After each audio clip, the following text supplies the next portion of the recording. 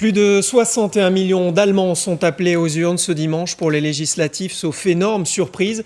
Angela Merkel est donc partie pour décrocher un 4e mandat de chancelière. Et son camp conservateur dispose d'une très large avance. Les surprises de ce scrutin résident donc dans la composition de la coalition et dans le score de l'extrême droite qui pourrait entrer en force à la Chambre des députés avec un résultat sans précédent depuis 1945. On s'arrête sur ce parti, l'AfD, avec Johan Giametta et Magali Barthès. Des sifflets, parfois même des tomates. Les militants de la droite radicale de l'AfD donnent de la voix.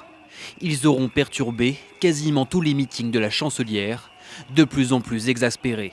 Un cri de ralliement, Merkel dégage. Où en sommes-nous avec tous ces réfugiés chez nous? Cette politique absolument catastrophique a violé nos principes d'asile et nos accords européens.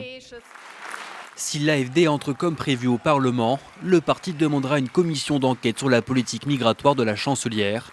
1,5 million de migrants sont arrivés dans le pays depuis 2015, un sujet quasi absent de la campagne, sauf pour l'alternative pour l'Allemagne.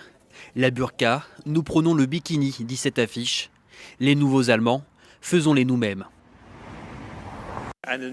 Il n'y a qu'en défendant l'Europe contre cette nouvelle invasion islamique que nous resterons majoritaires dans notre pays et que nous survivrons. Ses meilleurs scores, ce parti nationaliste devrait les faire dans les régions désindustrialisées de l'ex-RDA, où il séduit les oubliés de la croissance. À en croire les sondages, l'AfD devrait arriver 3e ce soir avec plus de 10% des voix et pourrait même devenir la première force d'opposition au Parlement si une coalition gauche-droite se concrétise.